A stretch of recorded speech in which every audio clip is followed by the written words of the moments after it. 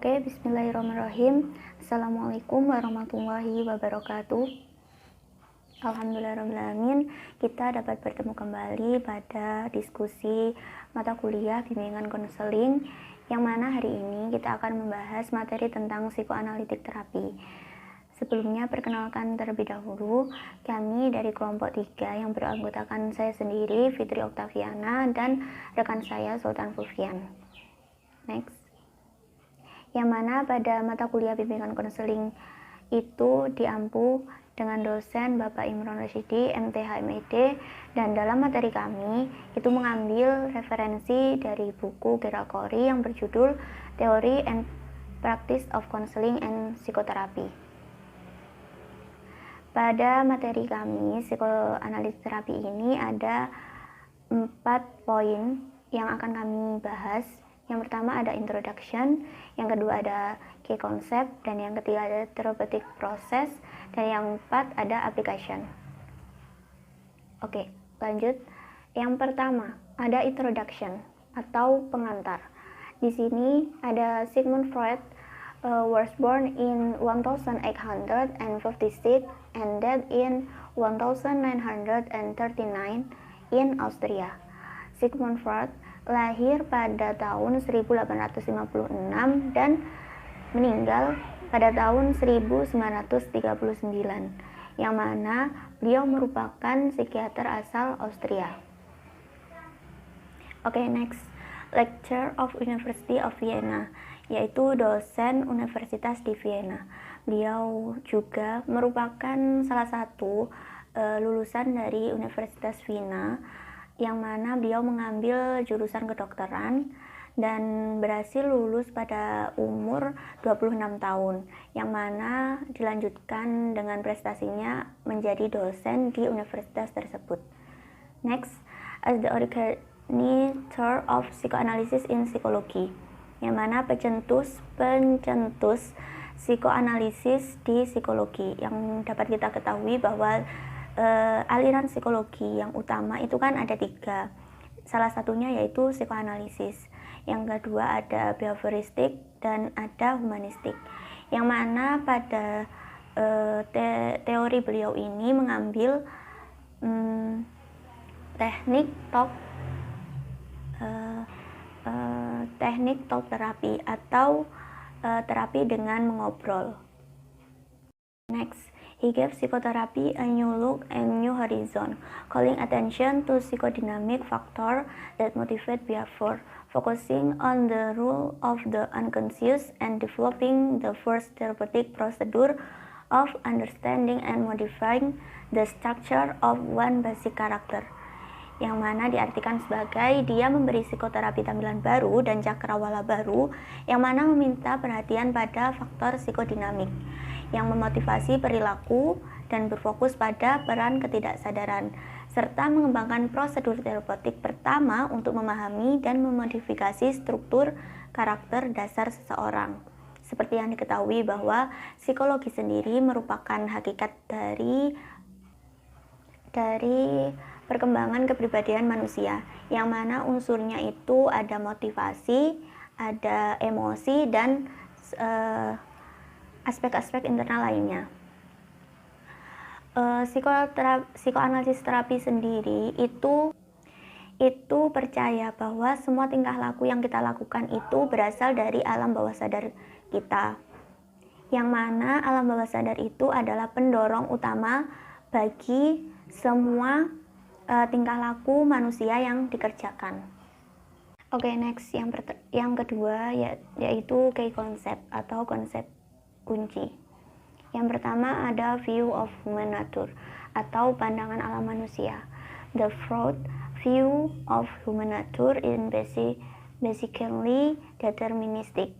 According to Freud, our behavior is determined by irrational focus, unconscious motivation, and biological and instinctual drive as this evolved through psychosexual state in the first 6 years of life. Yang artinya pandangan Freud ini itu tentang sifat manusia. Pada dasarnya itu bersifat deterministik, yang mana menurut Freud sendiri perilaku kita itu ditentukan oleh kekuatan irasional. Kemudian ada motivasi bawah sadar, kemudian dan dorongan biologi dan naluri saat ini berkembang melalui tahap psikoseksual, yang mana dimulai pada dalam 6 tahun pertama dalam kehidupan. Psikoanalisis sendiri itu memandang bahwa setiap manusia itu memiliki pikiran, memiliki perasaan, memiliki keinginan dan ingatan, yang mana itu tidak kita sadari, yang berasal dari alam bawah sadar kita. Oke, next. Structure of personality. According to the psychoanalytic view, the personality consists of three systems: the ID, the ego, and the superego. Yang artinya, psikoanalitik menurut pandangan psikoanalitik itu kepribadian terbentuk dalam 3 sistem, yaitu ada ID, ego, dan superego. Yang pertama, the ID. The ID is biological component. Artinya, ID adalah komponen biologi, atau biasanya itu dengan kata lainnya itu diartikan sebagai prinsip kesenangan. Mengapa demikian? Karena ID ini itu tidak memandang moral sama sekali. Yang dipikirkan, yang ada ID ini itu yang ada cuman memenuhi kesenangannya. Misal contoh gini ya. Kalau misalnya kita itu ingin mendapatkan uang dengan jalur mencuri nih, maka the ID ini akan mendorong kita untuk mencuri gitu. Jadi hanya memuaskan kesenangan belaka. Kemudian yang kedua ada the ego. Sebelum ke the ego, itu lawan dari the ID itu ada superego. Di sini the superego is the social component, atau yang artinya superego adalah komponen sosial, atau bisa diartikan juga dengan prinsip moral. Kalau misalnya the ID ini adalah prinsip kesenangan, maka superego ini yang menjadi polisinya, yang menentukan bahwa yang menghambat atau yang menghalangi the ID melakukan suatu keburukan gitu. Misalnya dengan contoh gini, kita tahu kan bahwa mencuri itu adalah salah, maka superego inilah yang mengingatkan kalau mencuri itu salah. Gini aja deh, kita gambarkan kalau biasanya di kartun itu kan ada yang sifatnya jadi malaikat dan yang jadi iblis gitu loh, yang ada di pikiran kartun-kartun gitu. Nah, itulah percocokan antara the ID dan superego, yang mana itu ditengahi atau dipisah oleh the ego. The ego is the psychology component. The ego adalah komponen psikologi, atau di sini itu ego diartikan sebagai penyeimbang dari ID dan superego. Jadi gini, kalau misalnya kita tahu bahwa the ID-nya itu hanya memuaskan kesenangan, terus superego-nya itu tahu bahwa batas-batasan moralnya itu, aturan-aturannya itu tahu, the ego-nya yang akan merealisasikannya. Makanya di sini itu disebut dengan prinsip realitas, yang merealisasikan entah akan diri kita akan memutuskan untuk berbuat salah atau tidak melakukan kesalahan tersebut. Oke. Kemudian gimana ya? Oh ya, kemudian hubungan antara ketiga sistem ini itu gini, kita ibaratkan sebagai kuda yang melaju di lintasan kuda. Gini, Jadi kudanya itu adalah ID yang mungkin entah kuda itu bisa liar atau bisa mengamuk atau bisa nurut. Itu kudanya itu the ID. Kemudian super egonya itu adalah lintasannya, entah lintasan itu sempit, lebar, ataupun lurus gitu, yang mana lintasan kuda ini itu terbentuk dalam perkataan orang tua atau aturan-aturan yang ada, yang mana akan menghalangi laju kuda tersebut. Seperti yang sudah diketahui tadi kan, bahwa ID itu adalah prinsip kesenangan, kemudian super egonya itu prinsip moral, yang mana akan menghalangi ID untuk melakukan suatu perilaku yang buruk. Kemudian ada ego. Nah, ego ini sebagai pengendaranya, entah itu kalian akan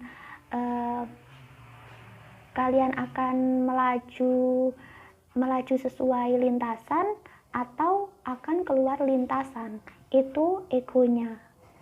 Seperti itu. Mungkin seperti itu hubungan antara ID, ego, dan super ego. Oke, next selanjutnya setelah kita membahas mengenai struktur kepribadian, selanjutnya itu ada struktur pikiran. Kalau menurut Sigmund Freud itu ada istilah consciousness and the unconscious, atau kesadaran dan ketidaksadaran, yang mana itu diibaratkan sebagai gunung es yang ada di tengah laut. Seperti kalau dilihat dari gambar itu kan, gunung-gunung dilihat dari permukaan atas laut itu kan terlihat lebih kecil, terlihat besar ya. Kalau sebenarnya aslinya itu ternyata jauh di bawah laut itu ternyata ada lempengan atau gunung yang lebih besar. Itu diibaratkan alam bawah sadar gitu. Yang pertama itu yang atas gunung, di atas gunung yang berada di atas laut itu disebut consciousness atau kesadaran. What we are aware of and know, what we think and feel, and what we remember. Jadi artinya apa yang kita sadari dan kita ketahui, apa yang kita pikirkan dan apa yang kita rasakan, dan apa yang kita ingat. Seperti kita ketahui sendiri bahwa kesadaran. Jadi kan apapun perilaku kita, apapun kegiatan kita yang kita sadari itu. Seperti contoh misalnya gini, membaca buku. Kalau membaca buku novel misalnya, pasti kita akan membayangkan bahwa kita itu yang menjadi tokoh di novel itu, atau kita membayangkan tokohnya langsung gitu. Itu berarti itu kita melakukan kesadaran. Kemudian ada unconsciousness atau ketidaksadaran, which we are not aware of and do not know but affect most of our psychology states, usually comes from pent up past experience. Yang artinya ketidaksadaran ini itu yang kita tidak sadari dan kita tidak ketahui, tetapi mempengaruhi sebagian besar kondisi psikologis kita. Biasanya itu berasal dari pengalaman masa lalu yang terpendam. Misalnya kita contohnya kan gini saja, kalau kita habis bangun tidur itu kan kita tidak sadar ya, kaki mana yang duluan di lantai gitu, apakah ke kiri atau ke kanan, itu kan kita tidak menyadari. Atau dengan contoh lain, misalnya kita berkendara menyetir, kalau misalnya jalannya itu belum pernah kita lewati, itu kita adalah konsionus atau sadar bahwa ada rambu belok kanan, maka kita akan belok kanan, otomatis belok kanan gitu. Kalau misalnya kita itu tidak sadaran, itu kan kita sudah hafal dengan jalannya itu ya, seperti itu. Kemudian jadi gini, mengapa kok banyak sih kalau bilang orang-orang itu kayak ucapan adalah doa? Kenapa kok bilang ada banyak yang bilang begitu? Kalau di sisi psikologi itu karena apa yang kita ucapkan itu kan pasti kita bayangkan, dan itu tidak secara sengaja itu masuk ke dalam alam bawah sadar kita. Makanya orang-orang kan bilang bahwa ucapan adalah doa gitu. Selanjutnya membahas mengenai next. Selanjutnya membahas mengenai anxiety atau kecemasan. Anxiety is a feeling of dread that result from repressed feeling, memories, desire, and experience that emerge to the surface of awareness. There are three kind of anxiety. Itu ada 3, reality, neurotic, and moral. Ini artinya kecemasan itu kan adalah rasa takut yang mana dihasilkan dari perasaan tertekan, terus ingatan, keinginan, dan pengalaman yang muncul ke permukaan kesadaran, yang mana ada 3 jenis kecemasan, yaitu ada realitas, neurotik, dan moral. Untuk kecemasan realitas sendiri itu kecemasan atau ketakutan akan bahaya dari luar, dan tingkatan kecemasan tersebut itu biasanya sebanding dengan tingkat ancaman nyata. Kemudian kalau kecemasan neurotik itu adalah ketakutan bahwa nalurinya itu akan keluar dari kendali dan menyebabkan seorang melakukan sesuatu yang dianggapnya itu buruk. Tuh. Kalau kecemasan moral adalah ketakutan akan hati nurani sendiri. Kemudian next, selanjutnya ada ego defense mechanism. Ego defense mechanism help the individual come with anxiety and prevent the ego from being overworked. Defense mechanism have 2 characters in common. Number 1, the either deny or distort reality, and number 2, the operate on an unconscious level. Yang artinya mekanisme pertahanan ego itu membantu individu mengatasi kecemasan dan mencegah ego agar tidak kewalahan. Yang mana mekanisme pertahanan itu ada 2 karakteristik. Yang pertama itu mereka menyangkal atau mendistorsi kenyataan. Dan yang kedua itu mereka beroperasi pada tingkat bawah sadar. Untuk mekanisme pertahanan ego itu macamnya ada banyak. Number one ada repression. Training of painful thought and feeling are excluded from awareness. Number 1 tadi kan yang artinya itu represi. Represi itu pikiran dan perasaan yang mengancam atau menyakitkan itu dikecualikan dari kesadaran. Dengan kata lain itu kayak dihilangkan gitu dari alam bawah sadar, tetap kayak mencoba untuk menghilangkan suatu kejadian. Tetapi itu sebenarnya tidak sepenuhnya hilang, tetapi terkubur dalam alam bawah sadar. Kemudian ada Daniel, closing one eyes to the existence of a threatening aspect of reality, yang artinya itu penolakan, yaitu menutup mata terhadap keberadaan aspek realitas yang mengancam. Jadi bisa diartikan sebagai kayak misalnya kita itu agar tidak terlalu terbebani dengan suatu kejadian itu, kan kita melakukan kesalahan nih, misalnya kita melakukan kesalahan, tetapi kita itu malah membalikkan orang ke orang lain gitu. Jadi kita itu selalu merasa bahwa kita itu tidak melakukan hal tersebut gitu.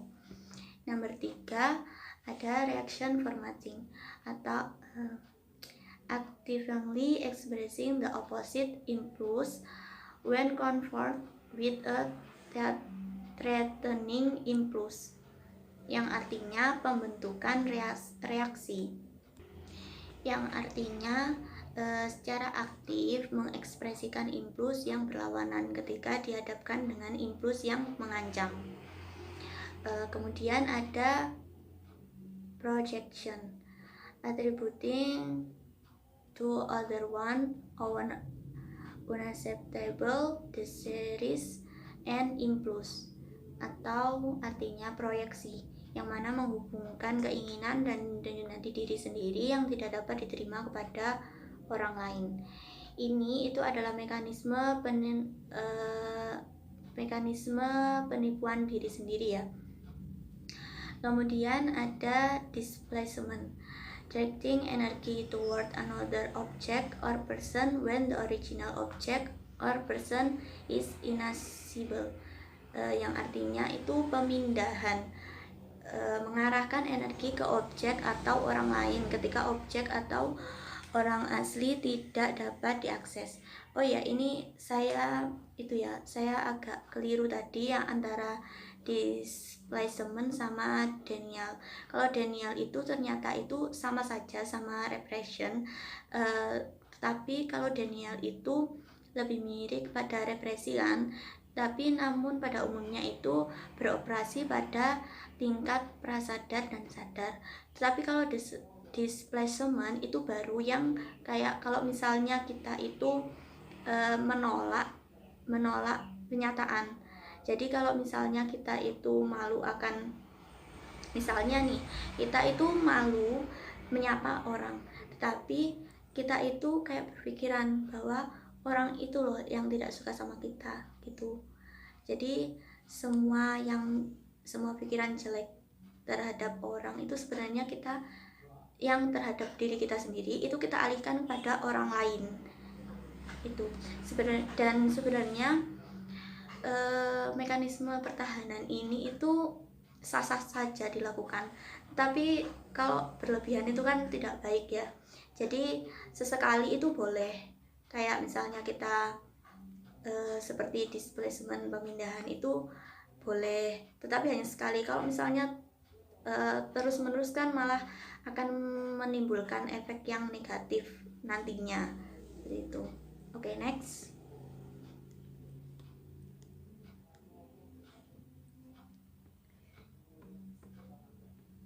Oke, next. Number selanjutnya itu rationalization atau manufacturing good reason to explain away a ego. Rationalization, enduring good reason to explain away a bruised ego, yang artinya rasionalisasi, yang mana membuat alasan baik untuk menjelaskan ego yang terluka.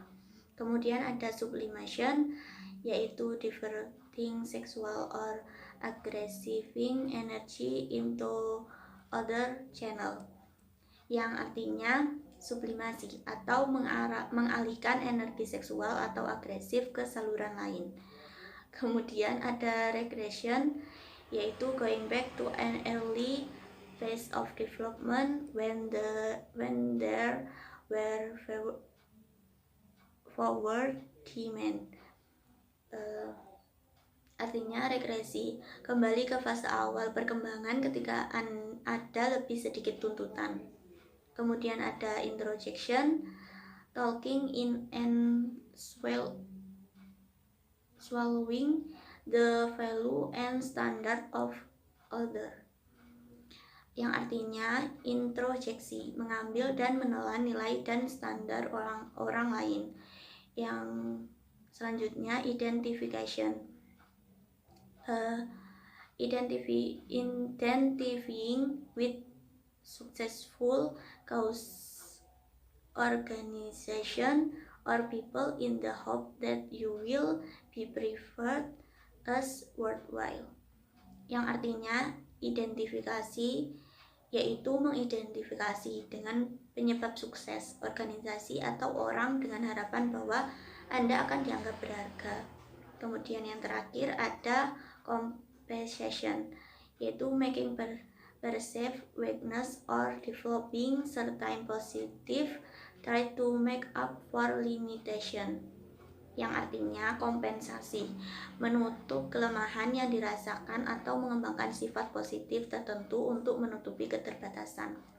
Jadi menurut Freud ini mekanisme pertahanan itu sangat penting guna bukan melindungi, tapi guna membatasi kita agar tidak jauh merasa keterpurukan. Tetapi mekanisme pertahanan yang telah disebutkan tadi itu seperti yang sudah saya jelaskan bahwa semuanya itu tidak salah, tetapi kalau misalnya dilakukan terus-menerus itu juga akan menimbulkan efek yang negatif. Kalau misalnya mekanisme pertahanan ini itu dilakukan hanya sesekali, itu boleh-boleh saja, tetapi dianjurkan tidak terlalu sering, seperti itu. Mungkin itu penyampaian materi saya. Selanjutnya akan dilanjutkan pada pemateri berikutnya. Bismillahirrahmanirrahim. Saya akan melanjutkan presentasi teman saya, yaitu pada subbab dengan judul The Therapeutic Process atau proses terapi. Therapeutic goals. Tujuan terapi. Two goals of Freudian psychoanalytic therapy are to make the unconscious conscious and to strengthen the ego so that behavior is based more on reality and less on instinctual cravings or irrational guilt. Successful analysis is believed to result in significant modification of the individual's personality and character structure. Therapeutic methods are used to bring out unconscious material. Then childhood experience are reconstructed, discuss, interpret, and analyze. Dua tujuan terapi psikoanalitik Freudian adalah untuk membuat ketidaksadaran menjadi sadar dan untuk memperkuat ego sehingga perilaku lebih didasarkan pada kenyataan dan kurang pada hasrat naluriah atau rasa bersalah yang tidak rasional. Analisis yang berhasil diyakini akan menghasilkan modifikasi yang signifikan dari kepribadian dan struktur karakter individu. Metode terapeutik ini digunakan untuk mengeluarkan materi yang tidak disadari, kemudian pengalaman masa kecil direkonstruksi, didiskusikan, diinterpretasikan, dan dianalisis. Artinya di sini, seorang terapis harus bisa mengarahkan kliennya pada titik ketenangan dan rileks. Terapi ini juga bertujuan mengobati gangguan yang dialami oleh klien karena disebabkan trauma yang muncul dari alam bawah sadarnya. Kemudian tujuan lain dari terapi ini adalah untuk menguatkan ego dari si klien sehingga dia bisa menyeimbangkan antara id dengan superegonya. Seperti yang kita ketahui bahwa id itu adalah hasrat naluriah yang ada pada diri manusia, yang dimana manusia tersebut menghalalkan segala cara untuk memenuhi hasratnya tersebut. Sedangkan superego adalah sebuah norma yang sifatnya dia membatasi hal-hal yang ingin dipenuhi oleh manusia dalam memenuhi hasratnya, sehingga manusia tidak berlaku semena-mena. Maka dari itu tujuan dari terapi ini adalah untuk menguatkan egonya, sehingga ego yang kuat bisa menghasilkan keseimbangan antara id dengan superego. Oke. Next. Therapist function and role. Fungsi dan peran terapis. One of the central functions of analysis is to help clients acquire the freedom to love, work, and play. Other functions include assisting clients in achieving self-awareness, honestly and more effective personal relationship, in dealing with anxiety in a realistic way, and in gaining control over impulsive and irrational behavior. Salah satu fungsi utama analisis adalah membantu klien memperoleh kebebasan untuk mencintai, bekerja, dan bermain. Fungsi lainnya termasuk membantu klien dalam mencapai kesadaran diri, kejujuran, dan hubungan pribadi yang lebih efektif, dalam menangani kecemasan dengan cara yang realistis, dan dalam mendapatkan kendali atas perilaku impulsif dan irasional. Jadi fungsi dan peran seorang terapis adalah membantu kliennya agar bisa bangkit dari keterpurukan menuju pada ketenangan psikologi, sehingga si klien bisa kembali sadar dan mampu menangani kecemasan yang ia rasakan dengan cara yang realistis. Jadi itulah tujuan dari fungsi dan peran seorang terapis. Next. Client's experience in therapy. Pengalaman klien dalam terapi. Clients interested in traditional or classical psychoanalysis must be willing to commit themselves to an intensive and long-term therapy process.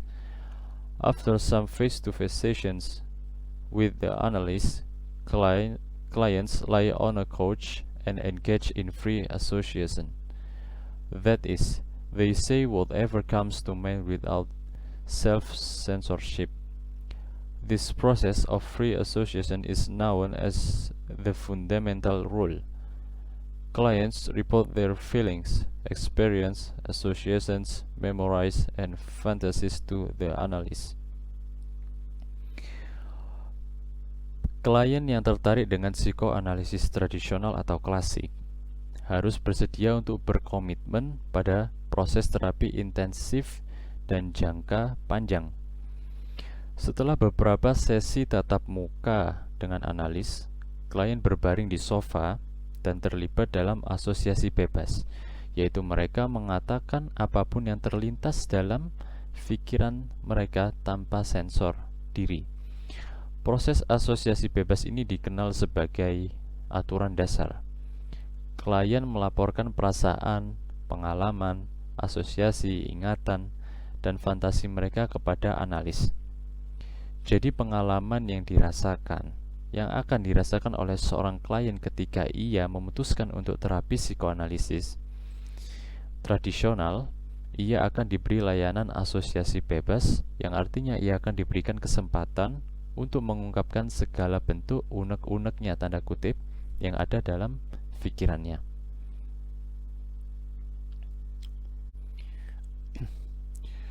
Masuk kepada subbab application, therapeutic, techniques, and procedures. Teknik dan prosedur terapi.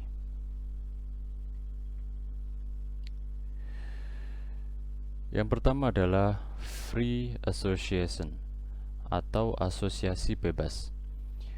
Free association is a central technique in psychoanalytic therapy, and it plays a key role in the process of maintaining the analytic framework. In free association, clients are encouraged to say whatever comes to mind, regardless of how painful, silly, trivial, illogical, or irrelevant it may be. In essence, clients flow with any feelings or talk by reporting them immediately without censorship. Jadi asosiasi bebas adalah teknik sentral dalam terapi psikoanalitik dan memainkan peran kunci dalam proses mempertahankan kerangka analitik. Dalam pergaulan bebas, klien didorong untuk mengatakan apapun yang terlintas dalam pikirannya, terlepas dari betapa menyakitkan, konyol, sepele, tidak logis, atau tidak relevan. Intinya, klien mengalir dengan perasaan atau pikiran apapun dengan segera melaporkannya tanpa sensor. Jadi di sini seorang terapis dia mempersilahkan kepada kliennya untuk bercerita sebebas-bebasnya tanpa dengan waktu tak terbatas, di mana klien dia menceritakan seluruh persoalan yang ia hadapi. Jadi di sini bahasa mudahnya, klien diberikan kesempatan oleh terapis untuk menyampaikan seluruh unek-uneknya sampai seluruh persoalannya tersampaikan kepada terapis. Oke, next. Interpretation. Interpretasi. Interpretation consists of the analysis, pointing out, explaining, and even teaching the client the meanings of behavior that it manifests in dreams, free association, resistance, and the therapeutic relationship itself. The functions of interpretation are to enable the ego to assimilate new material and to speed up the process of uncovering further unconscious material. Interpretasi terdiri dari analisis yang menunjukkan, menjelaskan, dan bahkan mengajari klien makna perilaku yang dimanifestasikan dalam mimpi, asosiasi bebas, resistensi, dan hubungan terapeutik itu sendiri. Fungsi interpretasi adalah untuk memungkinkan ego mengasimilasi materi baru dan mempercepat proses mengungkap materi bawah sadar lebih lanjut. Jadi di sini seorang terapis berusaha menafsirkan simbol-simbol yang muncul dari klien, baik itu bentuknya adalah perilaku atau hasil dialog atau segala peristiwa yang dihadapi oleh klien tersebut. Misalnya ketika klien bercerita tentang mimpinya yang bertemu dengan seekor ular, maka terapis langsung memberikan tafsiran akan mimpi itu bahwa mungkin maksud dari bertemu ular adalah bermakna ketakutan atau cemas. Bisa jadi sebab mimpi itu terjadi kepadanya disebabkan karena rasa takutnya kepada seseorang yang mungkin akhir-akhir ini menghantui pikirannya. Jadi di sini bukan artinya terapis itu memaknai jika kliennya itu bermimpi bertemu ular, maka artinya di hari itu si klien akan mendapat celaka. Tentu hal ini berbeda sekali dengan apa yang dimaksud dengan interpretasi di bab ini. Oke, next. Dream analysis. Dream analysis is an important procedure for uncovering unconscious material and giving the client insight into some areas of unresolved problems. During sleep, defenses are lowered and repressed feelings surface. Freud sees dreams as the royal road to the unconscious, for in them one unconscious wishes, needs, and fears are expressed. Dream analysis atau analisis mimpi adalah prosedur penting untuk mengungkapkan materi yang tidak disadari dan memberi klien wawasan tentang beberapa area masalah yang belum terselesaikan. Selama tidur, pertahanan diturunkan dan perasaan tertekan muncul ke permukaan.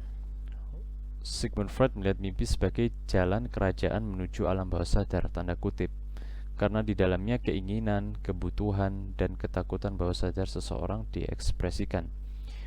Di sini terapis menganalisis mimpi klien untuk melihat kira-kira apa yang menjadi persoalan atau masalah di alam bawah sadar kliennya, yang bisa jadi berisi sebuah harapan atau konflik. Analisis mimpi berbeda dengan takwil mimpi atau ramalan, yang seolah jika seseorang bermimpi buruk, ia akan terkena ini dan itu yang sifatnya keburukan di dunia nyata. Misal jika seseorang bermimpi bertemu seekor ular, maka itu langsung disimpulkan bahwa orang ini sebentar lagi akan celaka. Tentu hal ini salah. Analisis mimpi dalam hal ini berbeda dengan ramalan-ramalan yang terjadi, yang dilakukan beberapa orang. Next. Kemudian, analysis and interpretation of resistance atau analisis resistensi. Resistance, a concept fundamental to the practice of psychoanalysis, is anything that works against the progress of therapy and prevents the client from producing previously unconscious material. Specifically, resistance is the client's reluctance to bring to the surface of awareness unconscious material that has been repressed. Resisten atau perlawanan sebuah konsep yang mendasar bagi praktik psikoanalisis adalah segala hal yang bekerja melawan kemajuan terapi dan mencegah klien menghasilkan materi yang sebelumnya tidak disadari. Secara spesifik, resistensi adalah keengganan klien untuk memunculkan kepemurkaan kesadaran materi bawah sadar yang telah ditekan. Analisis terhadap tindakan klien yang tidak hadir. Ini kami contohkan misalnya analisis terhadap tindakan klien yang tidak hadir di saat jadwal konsultasi, sehingga terapis menyelidiki apa sih penyebab si klien ini mengundurkan diri dari jadwal konsultasi yang sifatnya ini aneh, kenapa tiba-tiba begitu. Atau di saat konsultasi si klien seolah menutup-nutupi masalahnya sehingga tidak terus terang dalam bercerita. Maka di sini terapis menganalisis kira-kira apa yang membuat si klien demikian. Next, kemudian yang terakhir adalah analysis and interpretation of transference. Analisis transferensi. The analysis of transference is a central technique in psychoanalysis and psychoanalytically oriented therapy, for it allows clients to achieve here and now insight into the influence of the past on their present functioning. Analisis transferensi adalah teknik sentral dalam psikoanalisis dan terapi berorientasi psikoanalisis, karena memungkinkan klien untuk mencapai wawasan di sini dan sekarang tentang pengaruh masa lalu pada fungsi mereka saat ini.